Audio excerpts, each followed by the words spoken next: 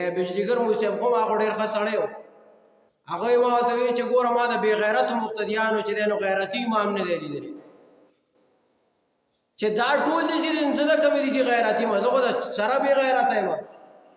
یاره که نو چې زه په مسله باندې عمل نه کوم نو تاسو به بې د کومې وکړئ. بجلیګر مولي صاحب باره کې راضي که نه الله دې غریقي رحمت کړي. ډېر ښه سړی تېر شوی، ټول خلک یې پېژني، عوام او خواص نارینه او زنانه ټول پېژني. هغه وی ما به هلته مونځ کوه د جمعې په دغه کې په یو ځای کې. ما پسې فوجیان راغله ما ته چې ملا دلته به نوره جمعه نه کوي، بس دلته ختمه جمعه. ما هغه مقتدیانو ته ووي چې هلکه خلک وایي سرکار وایي چې دلته جمعه مه کوئ، نو سی چلو کوه. بیا به وایي چې څه شی مولي صاحب اول مونږ مخامخ کېږو بیا به ته یې، لومبې به په مونږ ډس کېږي بیا به تا ډس کېږي، لومبې به مونږ جیل ته ځو بیا به ته ځې، او چې مونږ سره ولاړ یو نو ستا د څه شي غم دی.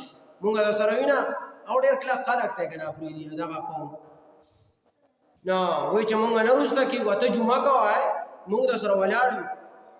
جمعې ورځ شو زه رالم ما چې جمعې تقریر شروع کوم ما ته چې نه باید خلک راغلی فوجیان مې راغله چې کم کسان وایي چې جمعه دې په دې ځای کې وکړی شي نو هغه دې سیټ ته شي، او چې کم کسان وایي چې جمعه دې ونه کړی شي نو هغه هغه سیټ ته شي. اوس دا خو یوازې خبره یو بیا د چیترې زوري که نه د هغې کې لږ فرق بیا نو چې کم کسان وایي چې جمعه دې وشي نو هغه دې مولا سره دلته ودرېږي او نور هغه دلته ودرېږي. وایي چې ما کتل جوړي دلته زه یوازې پاتې شوم هغلته ټول ودرېدم. بجلیګر مولي صاحب بیا بیان شته چا اورېدلی وایي چې هغه ټول هلته ودرېده وایي زه هم لاړم هلته ودرېدم. ما ته وایي چې مولي صاحب ته ولې هلته لاړې؟ دا خو ټول هلته لاړه تا خو زه جمعه کوم ته ولې هلته لاړې؟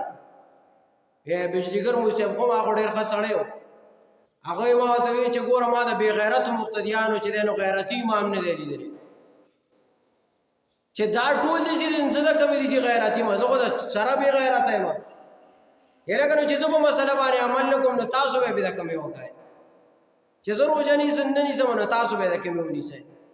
نو چې مونږ وایو چې د شوقدر هغه مه نیسئ نو هغه ټول ونیوله. یاره پلانکي مولي صاحب وایي چې وایي نیسئ او پلانکي مولي صاحب وایي نیسئ او ته وایې چې مه یې نیسئ. دې کې څه چل دی؟